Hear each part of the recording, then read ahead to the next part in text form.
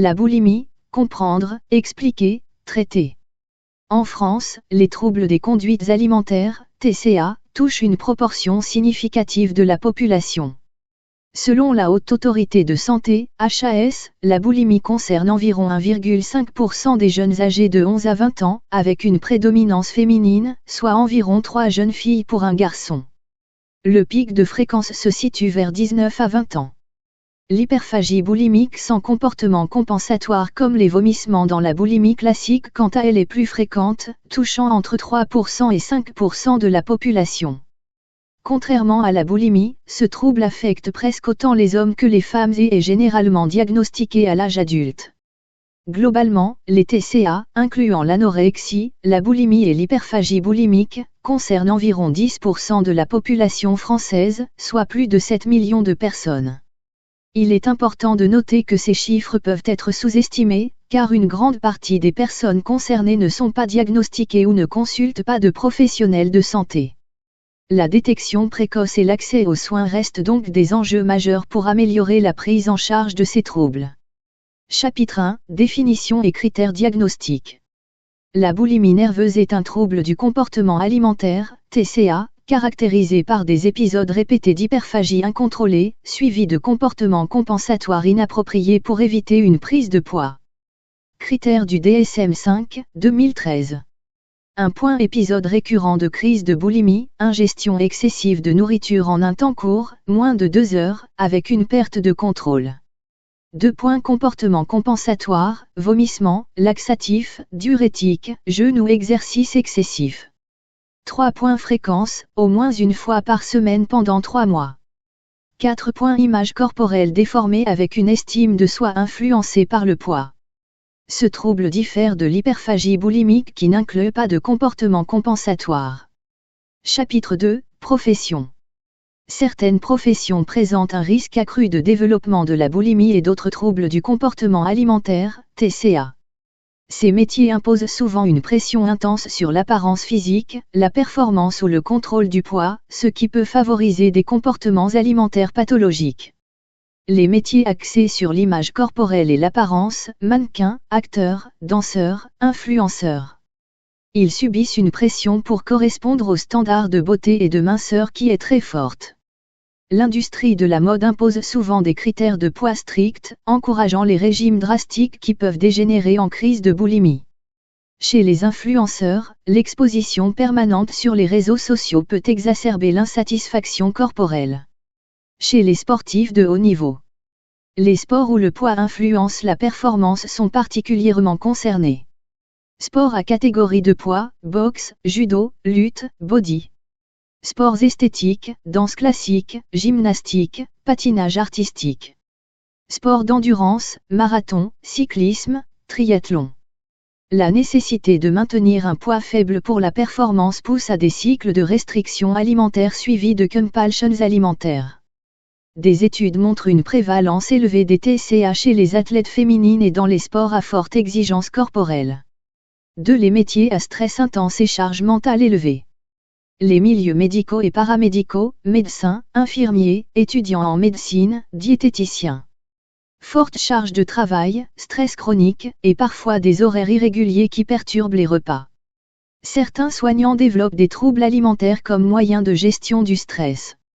Secteur exigeant une performance constante, avocats, traders, cadres dirigeants, militaires, pilotes.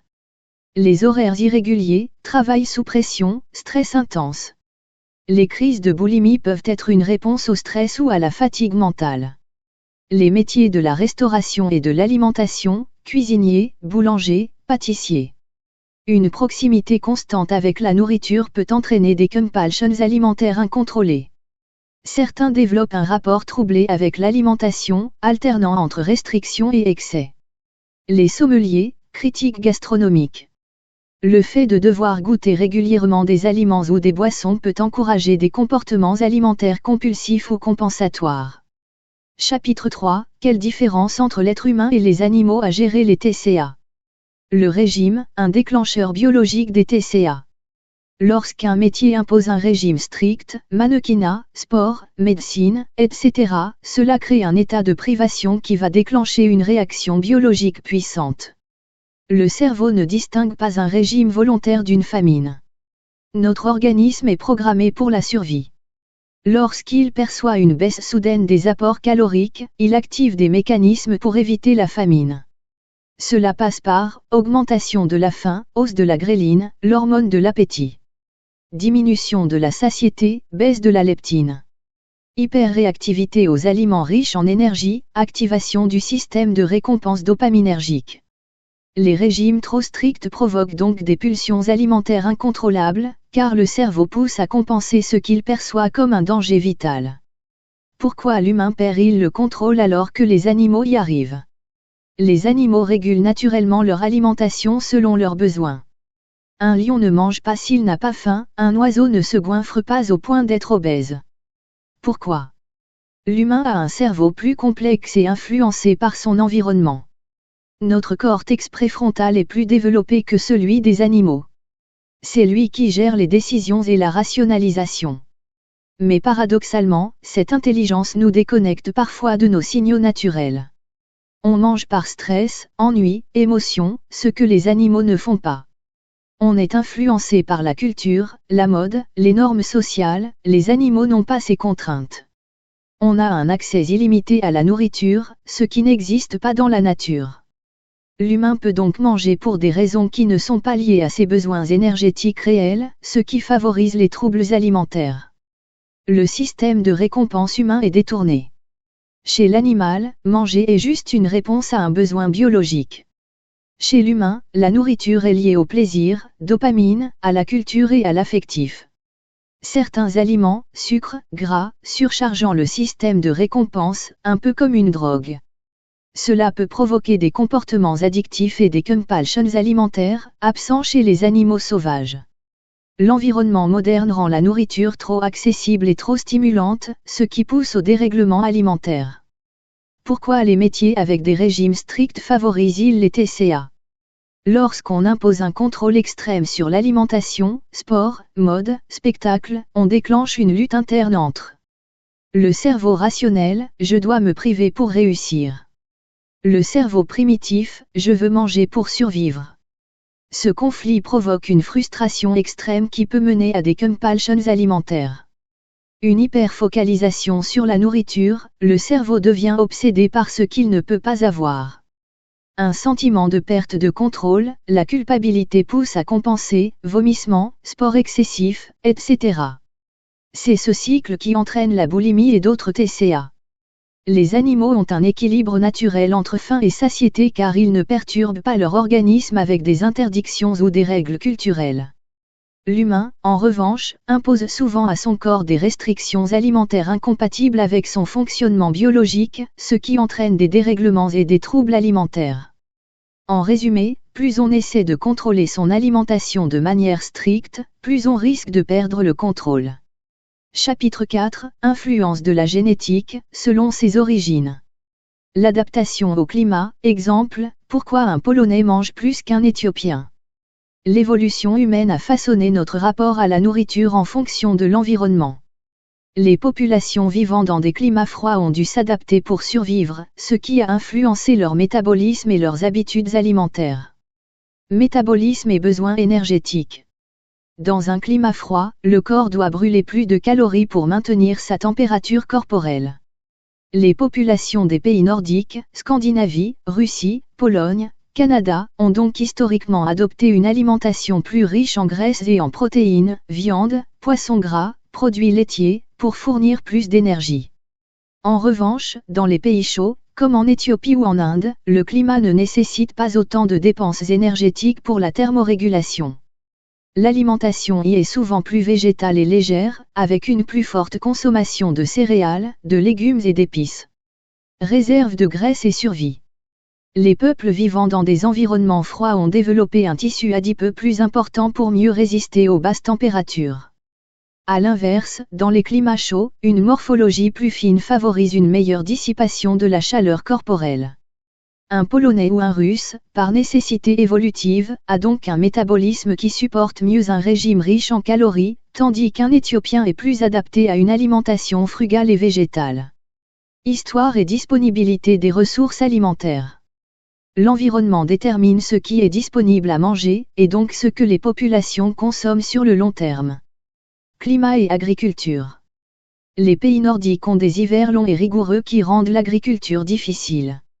Ils ont donc historiquement développé des régimes à base de viande, de poisson, de produits fermentés et de conserves pour survivre aux périodes de pénurie.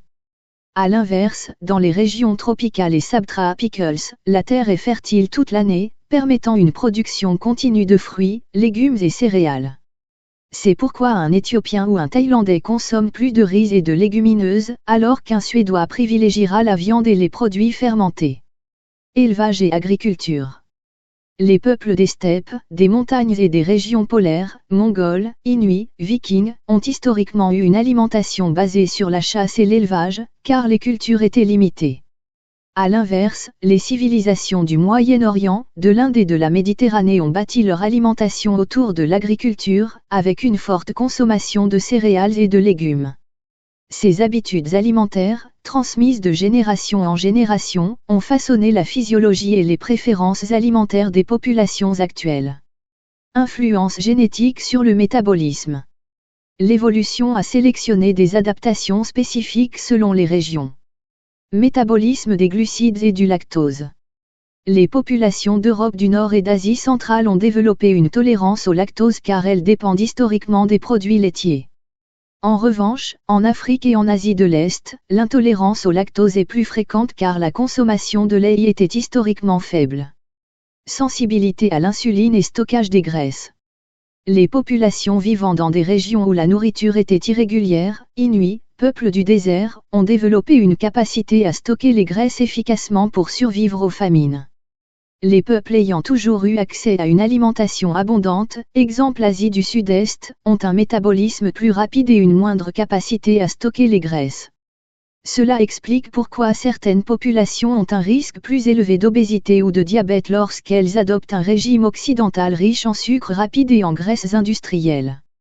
La modernité a bouleversé ces adaptations. Aujourd'hui, avec l'industrialisation et la mondialisation, l'accès à la nourriture n'est plus limité par le climat, mais notre biologie est toujours influencée par nos origines. Le paradoxe de l'alimentation moderne. Les pays froids consomment encore plus de calories, mais n'ont plus besoin d'autant d'énergie pour survivre, ce qui explique les taux élevés d'obésité dans les pays nordiques et en Russie. Les pays chauds adoptent une alimentation plus occidentale, ce qui entraîne une augmentation des maladies métaboliques, exemple l'explosion du diabète en Inde et au Mexique. Le corps humain évolue lentement, alors que notre alimentation change très vite. Cela crée un déséquilibre qui peut favoriser des troubles alimentaires et des problèmes de santé. L'adaptation alimentaire est le fruit de l'évolution et du climat.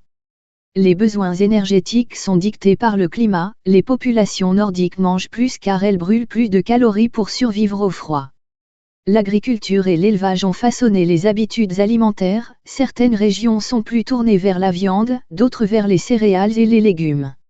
L'évolution a modifié notre métabolisme en fonction de l'environnement, tolérance au lactose, sensibilité à l'insuline, stockage des graisses. Mais la modernité a rompu cet équilibre. Aujourd'hui, l'alimentation est plus liée aux habitudes culturelles et aux industries agroalimentaires qu'au climat.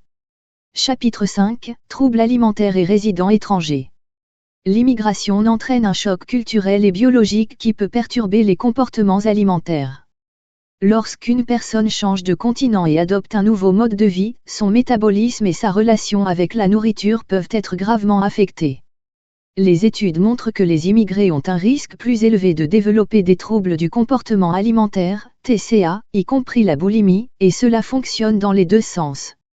Un Africain ou Latino qui migre en Europe peut voir son alimentation perturbée et développer des compulsions alimentaires. Un Européen qui s'installe en Afrique ou en Amérique latine peut aussi subir un choc nutritionnel qui modifie sa façon de manger. Voyons pourquoi. Pourquoi les immigrés venant d'Afrique ou d'Amérique latine développent plus de boulimie en Europe? Un Africain ou un Latino qui arrive en Europe est exposé à un environnement alimentaire radicalement différent. Changement brutal de régime alimentaire.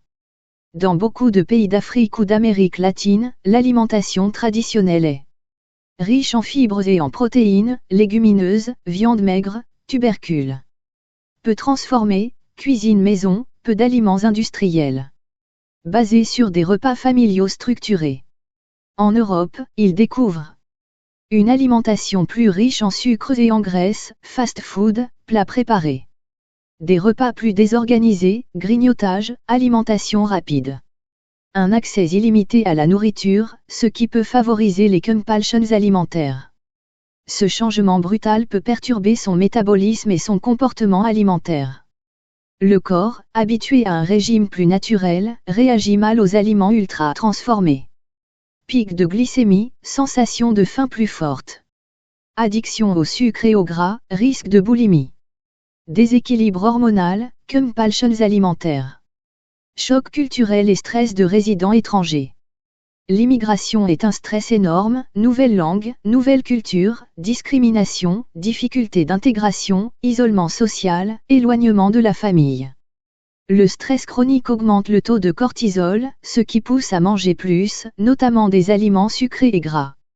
Cela peut créer un cercle vicieux. Stress, besoin de réconfort, crise de boulimie. Culpabilité après la crise, restriction, nouvelle crise. Ce mécanisme est un facteur clé expliquant l'augmentation des TCA chez les immigrés en Europe. La pression sociale est l'idéal de minceur occidentale. Dans beaucoup de cultures africaines ou latino-américaines, les formes rondes sont valorisées et ne sont pas perçues comme négatives. Mais en arrivant en Europe, les immigrés sont confrontés à un idéal de beauté plus strict. Corps mince égale norme. Grosseur égale honte sociale. Cela pousse certaines personnes à adopter des comportements alimentaires restrictifs, régimes, qui peuvent évoluer vers des crises de boulimie. Exemple, le paradoxe de l'obésité des immigrés. Beaucoup d'études montrent que les immigrés d'Afrique ou d'Amérique latine prennent du poids en arrivant en Europe. Leur métabolisme n'est pas adapté à une alimentation trop riche en sucres raffinés et en graisses industrielles. Pour lutter contre cette prise de poids, certains entrent dans un cycle de restriction, crise de boulimie. Pourquoi un Européen développant des TCA en Afrique ou en Amérique latine? Un Européen qui s'installe en Afrique ou en Amérique latine peut aussi voir son comportement alimentaire changer. Mais les causes sont différentes. Manque d'accès aux aliments ultra transformés. En Europe, l'alimentation est basée sur des produits industriels et transformés, qui activent le circuit de la récompense du cerveau. En Afrique ou en Amérique latine, il est plus difficile d'avoir accès à ces produits. Cela peut créer une frustration et un besoin de compenser, conduisant à des crises de boulimie quand ces aliments deviennent disponibles. Exemple, un Européen expatrié en Afrique. Il n'a pas accès à ses aliments habituels, pizza, snacks, sodas. Il suit une alimentation plus naturelle, légumes, viande locale.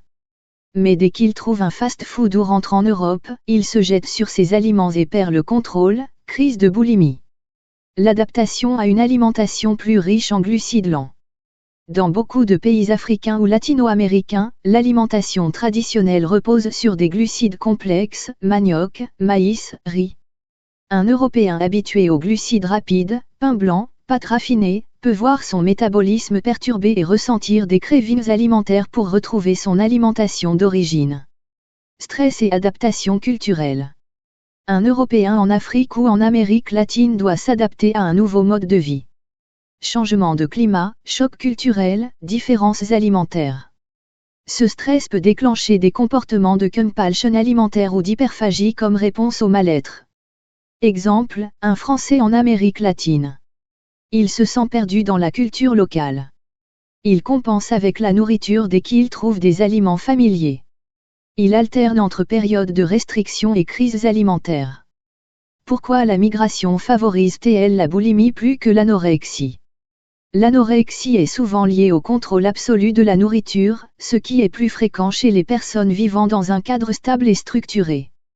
La boulimie, en revanche, est déclenchée par le stress, la privation et l'accès soudain à la nourriture, ce qui correspond parfaitement au parcours des immigrés. C'est pourquoi les immigrés sont plus à risque de développer des troubles comme la boulimie ou l'hyperphagie boulimique, plutôt que l'anorexie stricte. La migration est un facteur de risque des TCA, notamment la boulimie. Les personnes venant de pays pauvres développent souvent des compulsions alimentaires en arrivant en Europe à cause du stress, de la disponibilité des aliments et de la pression sociale. Les Européens en Afrique ou en Amérique latine peuvent aussi développer des troubles alimentaires à cause du manque d'accès à leurs aliments habituels et du stress d'adaptation. La boulimie est plus fréquente que l'anorexie chez les résidents étrangers, car elle est liée à un accès soudain à des aliments riches et à la gestion du stress. Comprendre ces mécanismes est essentiel pour mieux prévenir et traiter les troubles alimentaires liés à l'immigration. Chapitre 6 : Les jeunes et les troubles alimentaires, pression sociale, changements hormonaux et maturité émotionnelle. Les troubles du comportement alimentaire, TCA, tels que l'anorexie, la boulimie et l'hyperphagie boulimique, affectent de manière disproportionnée les jeunes, en particulier les adolescentes et jeunes adultes. Cette tendance est soutenue par des facteurs biologiques, sociaux et psychologiques. Voici une explication plus concrète, fondée sur des recherches scientifiques, pour comprendre pourquoi les jeunes sont plus susceptibles de développer ces troubles que les personnes âgées. Facteurs psychologiques et sociaux, la pression des normes sociales. Influence de la culture et des médias. Les jeunes sont plus sensibles à l'influence des normes sociales et culturelles. Les médias, les publicités et les réseaux sociaux véhiculent constamment des images idéalisées de la beauté, souvent liées à un corps mince, sculpté et jeune. Cette pression sociale crée des attentes irréalistes sur l'apparence physique, particulièrement chez les jeunes filles. Une étude publiée dans la revue Body Image a révélé que les adolescents et les jeunes adultes sont particulièrement vulnérables à l'influence des médias concernant l'image corporelle. Les jeunes filles exposées à des images de modèles maigres sont plus susceptibles de développer des comportements alimentaires désordonnés, notamment des régimes restrictifs et des comportements compensatoires comme la purge, vomissement. En revanche, les adultes plus âgés sont généralement moins influencés par ces normes sociales, ayant souvent une image corporelle plus stable et une meilleure régulation émotionnelle. Transition vers l'adulte et recherche d'identité. L'adolescence est une période de développement où l'individu cherche à définir son identité, et cela inclut l'image corporelle. Les jeunes adultes traversent des changements hormonaux et psychologiques qui peuvent les rendre plus vulnérables à l'anxiété et à l'auto-évaluation constante, ce qui favorise le développement des TCA. Les études ont montré que l'anxiété sociale et le désir de contrôler l'apparence physique sont souvent plus présents chez les jeunes, augmentant le risque de troubles alimentaires. Facteurs biologiques et hormonaux. Changements hormonaux et puberté. Les adolescents et jeunes adultes connaissent une variation hormonale intense, notamment pendant la puberté, avec des hausses des hormones sexuelles telles que l'estrogène et la testostérone. Ces hormones influencent non seulement le développement physique, mais aussi la régulation de l'appétit et des émotions. L'instabilité hormonale peut entraîner des troubles de l'alimentation ou des fluctuations de l'humeur qui incitent à des comportements alimentaires extrêmes, notamment en période de stress. Des études ont montré que les hormones du stress, comme le cortisol, sont souvent plus instables chez les jeunes, et que cette instabilité peut jouer un rôle dans l'apparition de crises alimentaires ou de comportements restrictifs. Ces changements hormonaux, combinés à la pression sociale, augmentent le risque de développer des TCA chez les jeunes.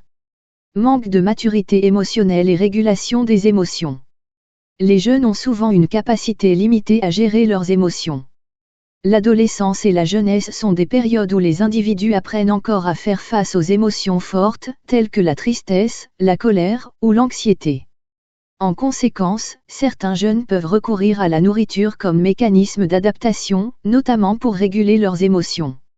Une étude menée par le National Eating Disorders Association a trouvé que les adolescentes et jeunes adultes sont plus susceptibles de développer des troubles alimentaires émotionnels, comme la boulimie et l'hyperphagie boulimique, lorsqu'elles éprouvent des émotions difficiles à gérer. À cet âge, les jeunes n'ont pas encore développé des stratégies d'adaptation efficaces, ce qui les pousse à utiliser la nourriture pour faire face au stress ou à des sentiments d'insécurité. Les comportements alimentaires et le contrôle de l'appétit chez les jeunes. Mécanisme du contrôle de l'appétit. Le mécanisme de régulation de l'appétit chez les jeunes est également différent de celui des adultes plus âgés. Les jeunes, particulièrement les adolescentes, ont des tendances à adopter des comportements alimentaires restrictifs, souvent encouragés par l'environnement social, les régimes à la mode ou le désir de perdre du poids rapidement. Ces restrictions alimentaires peuvent être suivies de périodes de suralimentation, entraînant un comportement typique de la boulimie ou de l'hyperphagie boulimique. Des recherches ont montré que chez les jeunes, le système de récompense du cerveau, qui est fortement influencé par les comportements alimentaires, fonctionne différemment. Il peut être plus réactif aux aliments gras et sucrés, incitant à des épisodes de compulsions alimentaires. Les TCA chez les personnes âgées, facteurs moins présents. Stabilité psychologique. Les personnes âgées, en revanche, sont souvent plus résilientes sur le plan émotionnel et ont développé des stratégies plus efficaces pour gérer le stress et les émotions. Elles sont également moins exposées à la pression sociale sur leur apparence physique. Les changements hormonaux sont moins fréquents et ont moins d'impact comparé aux jeunes adultes. Habitudes alimentaires plus stables. Les personnes âgées ont généralement des habitudes alimentaires plus régulières et moins influencées par les régimes restrictifs. De plus, elles ont souvent plus de connaissances et de pratiques de nutrition équilibrées que les jeunes, ce qui réduit le risque de comportements alimentaires extrêmes. Chapitre 7 Origines et facteurs contributifs. Facteurs neurobiologiques. Dysfonctionnement des neurotransmetteurs. Sérotonine, un déficit en sérotonine, 5-HT, est associé à la boulimie. Ce neurotransmetteur régule l'humeur et l'appétit. Après une crise alimentaire, une augmentation de la sérotonine pourrait provoquer une sensation de culpabilité, poussant à la purge. Dopamine, impliquée dans la récompense et le plaisir, la dopamine est dérégulée dans la boulimie. Des études d'imagerie cérébrale montrent une hypersensibilité au plaisir de la nourriture chez les boulimiques, suivie d'un sentiment de vide. Altération des circuits de contrôle cognitif. Le cortex préfrontal, qui régule le contrôle des impulsions, est moins actif chez les patients boulimiques. Cela expliquerait l'incapacité à arrêter une crise. Facteurs génétiques. Une étude sur des jumeaux indique une héritabilité de 50 à 80% pour la boulimie. Des mutations sur les gènes codants pour les récepteurs de la sérotonine et de la dopamine sont impliquées. Facteurs psychologiques. Perfectionnisme et faible estime de soi, de nombreuses patientes boulimiques ont un profil perfectionniste et une insatisfaction corporelle chronique. Traumatisme et abus, un lien a été établi entre la boulimie et des antécédents de violence physique ou sexuelle. Facteurs environnementaux et socioculturels. La pression sociale autour de la minceur, exacerbée par les réseaux sociaux et les standards de beauté, joue un rôle clé. Les régimes restrictifs favorisent le développement des crises de boulimie par frustration et hyperréactivité aux aliments interdits. Mécanisme et développement de la boulimie. Le cycle boulimique, un cercle vicieux. Restriction alimentaire, frustration et obsession de la nourriture. Crise de boulimie, hyperactivation du circuit de la récompense, sentiment de culpabilité et d'anxiété, activation excessive du système limbique. Comportement compensatoire, tentative de retrouver un contrôle, mais renforcement du cycle, ce mécanisme est auto-entretenu et amplifié par des déséquilibres hormonaux, ghrelines, leptines, qui perturbent les signaux de faim et de satiété. Conséquences physiques et psychologiques, conséquences métaboliques et digestives. Déséquilibres électrolytiques, les vomissements fréquents entraînent une perte de potassium, sodium et magnésium, augmentant le risque d'arythmie cardiaque mortelle. Dommages gastro-intestinaux, œsophagite, reflux acide, déchirure de l'œsophage, syndrome de Mallory-Weiss.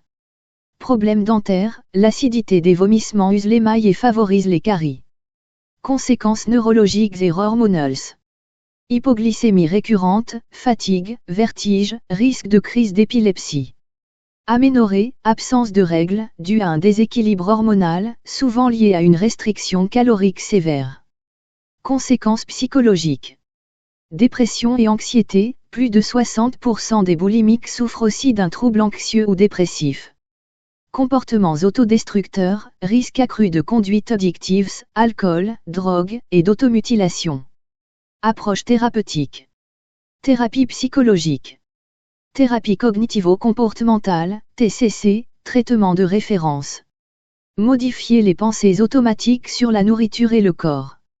Enseigne des techniques pour interrompre le cycle boulimique, 50 à 60% des patients montrent une amélioration significative après 20 séances. Thérapie interpersonnelle, TIP. vise à traiter les conflits et les troubles relationnels sous-jacents. Pleine conscience et thérapie basée sur l'acceptation. Apprentissage du contrôle des impulsions par des techniques comme la méditation. Traitement médicamenteux. ISRS, fluoxétine 60 mg/jour, réduit la fréquence des crises de 50%. Topiramate, antiépileptique, diminue l'impulsivité et la compulsion alimentaire. Antipsychotiques atypiques, en cas de troubles comorbides, exemple, troubles bipolaires. Suivi nutritionnel et médical. Travaille avec un diététicien spécialisé en TCA pour réapprendre des habitudes alimentaires normales. Correction des déficits électrolytiques en cas de vomissement chronique. Hospitalisation en cas de risque vital si IMC 15 ou complications sévères, hypokaliémie, bradycardie, tentative de suicide. La boulimie est un trouble complexe mêlant biologie, psychologie et société.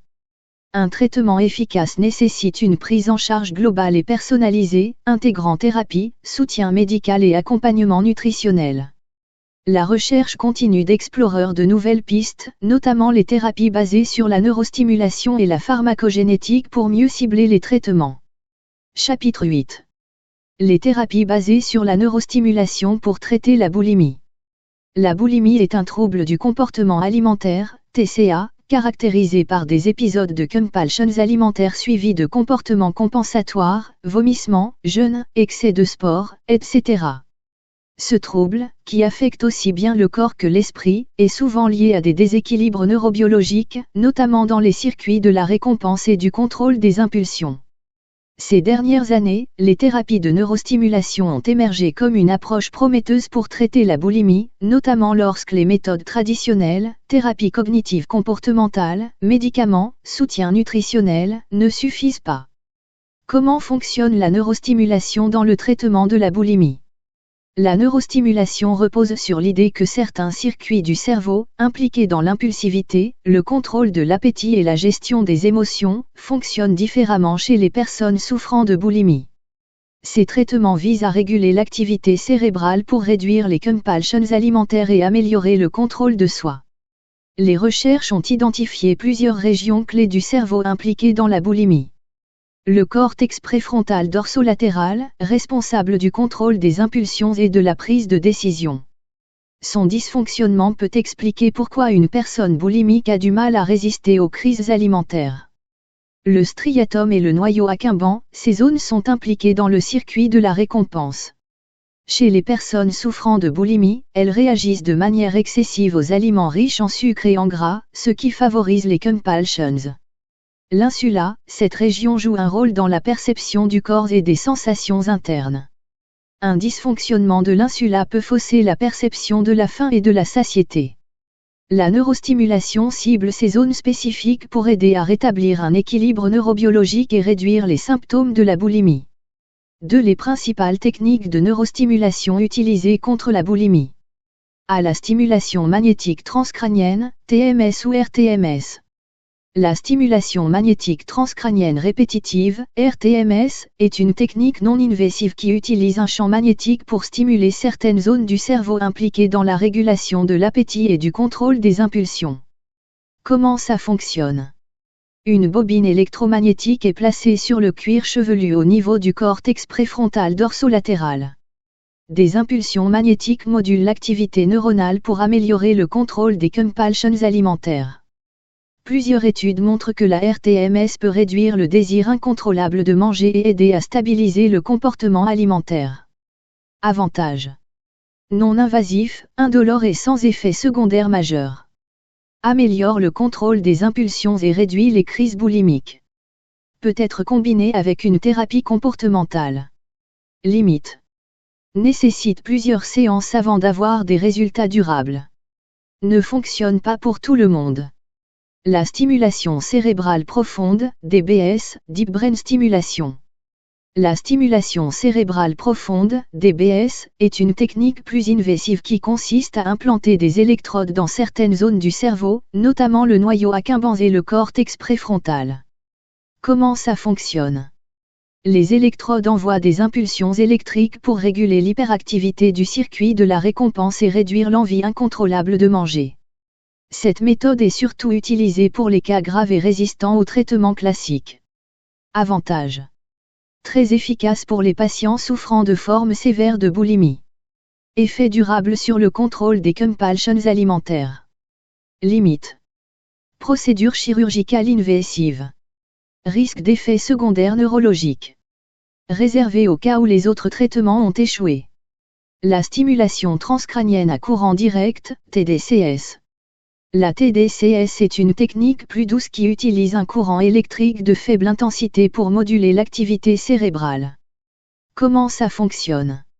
Des électrodes sont placées sur le cuir chevelu pour envoyer un courant faible à certaines zones du cerveau, notamment le cortex préfrontal. Cela peut améliorer la régulation de l'appétit et réduire l'envie de manger de façon compulsive. Avantages. Non invasif et indolore. Facile à utiliser et sans effet secondaire grave. Limite. Moins puissant que la RTMS ou la DBS. Nécessite des séances répétées pour observer des effets. Neurostimulation et traitement complémentaire, une approche globale. Bien que prometteuse, la neurostimulation fonctionne mieux lorsqu'elle est combinée à d'autres approches thérapeutiques, comme thérapie cognitive comportementale, TCC, pour modifier les pensées et comportements liés à la boulimie. Régulation alimentaire et suivi diététique, pour réapprendre à écouter les signaux de faim et de satiété. Exercice de gestion du stress et méditation, pour limiter les compulsions liées à l'anxiété. Les thérapies de neurostimulation représentent une avancée majeure pour traiter la boulimie, notamment chez les personnes qui ne répondent pas au traitement classique. La stimulation magnétique transcrânienne, RTMS, est une option non invasive prometteuse pour améliorer le contrôle des compulsions. La stimulation cérébrale profonde, DBS, pourrait être une solution pour les cas les plus graves et résistants. La stimulation transcrânienne à courant direct, TDCS, offre une alternative douce et accessible. Bien que ces techniques ne soient pas encore des solutions miracles, elles ouvrent de nouvelles perspectives pour aider les personnes souffrant de boulimie à retrouver une relation saine avec la nourriture et leur corps. Chapitre 9. La pharmacogénétique, une approche personnalisée pour le traitement de la boulimie. La boulimie est un trouble complexe, influencé par des facteurs psychologiques, environnementaux et biologiques.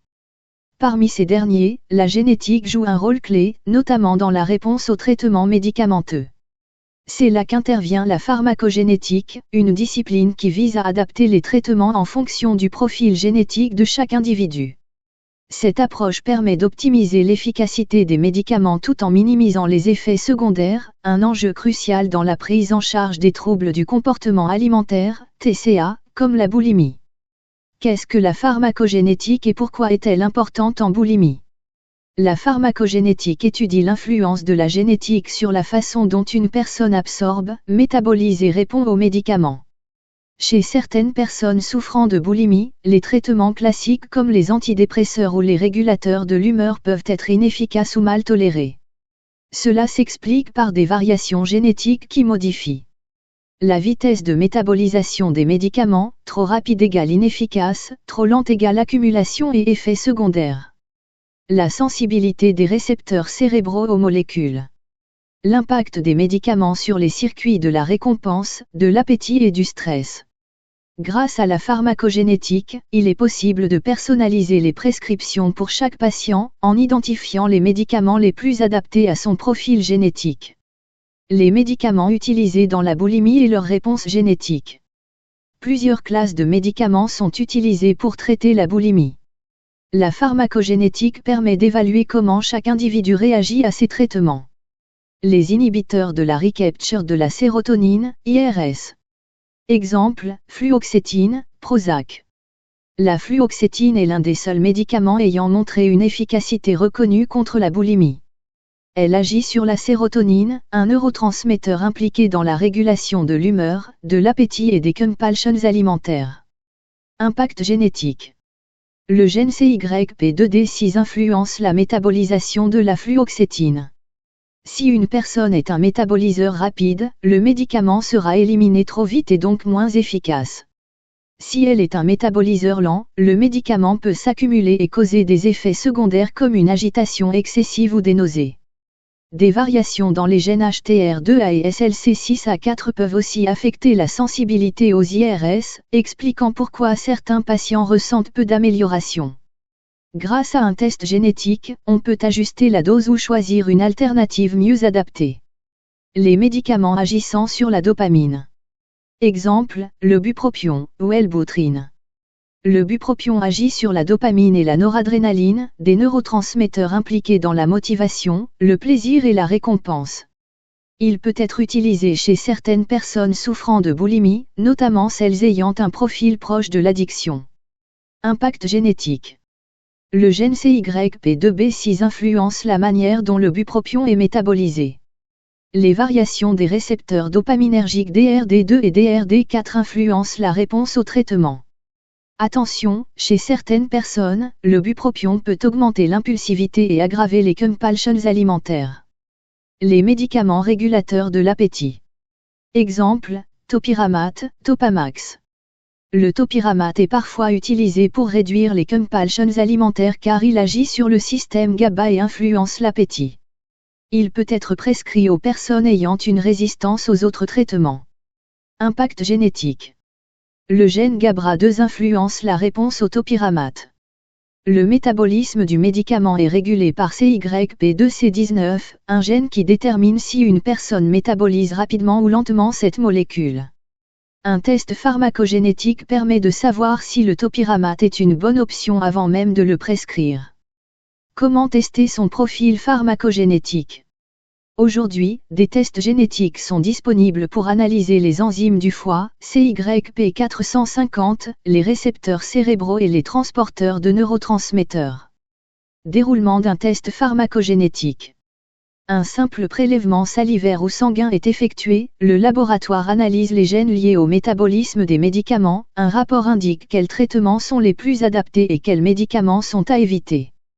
Ce type de test permet d'éviter les essais-erreurs et d'adapter immédiatement le traitement à la génétique du patient. Les avantages de la pharmacogénétique pour la boulimie. Le traitement personnalisé finit les essais médicamenteux inefficaces ou mal tolérés. Réduction des effets secondaires, ajustement des doses selon la vitesse de métabolisation. Amélioration de l'adhésion au traitement, un médicament adapté égale plus de chances de suivre la prescription sur le long terme. Une approche plus efficace pour les cas résistants, peut aider ceux qui ne répondent pas au traitement standard. Objectif, aller vers une médecine de précision pour les troubles alimentaires. La pharmacogénétique est une révolution dans le traitement de la boulimie. Plutôt que d'appliquer un protocole standard à tous, cette approche permet d'individualiser le traitement en fonction du profil génétique du patient. Bien qu'encore peu répandue en pratique clinique, elle représente l'avenir des traitements personnalisés des troubles alimentaires, en évitant les essais hasardeux et en maximisant les chances de guérison durable. Si vous souffrez de boulimie et que les traitements classiques ne fonctionnent pas, un test pharmacogénétique pourrait être une solution pour mieux cibler la prise en charge médicamenteuse. Chapitre 10. La boulimie à l'échelle mondiale, prévalence et conséquences mortelles. La boulimie, trouble complexe du comportement alimentaire, touche des millions de personnes à travers le monde.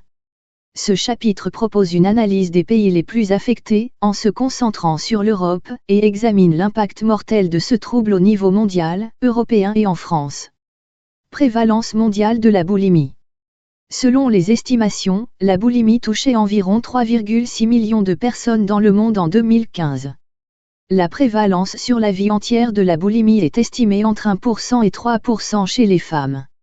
Les données précises par pays sont limitées, mais il est généralement admis que les pays occidentaux, notamment les États-Unis, le Canada, l'Australie et les nations européennes, présentent des taux plus élevés de boulimie. Cette prévalence accrue est souvent attribuée à des facteurs socio-culturels, tels que l'idéalisation de la minceur et la pression médiatique. Prévalence de la boulimie en Europe. En Europe, environ une personne sur 20 souffre de troubles du comportement alimentaire, incluant la boulimie. Les pays d'Europe occidentale, comme le Royaume-Uni, la France et l'Allemagne, semblent particulièrement touchés, bien que les données comparatives précises soient rares. Les variations culturelles, les normes esthétiques et l'accès aux soins influencent ces taux. Impact mortel de la boulimie.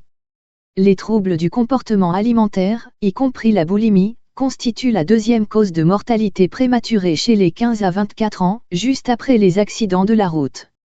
La mortalité associée à la boulimie est principalement due aux complications médicales, déséquilibres électrolytiques, troubles cardiaques et au suicide.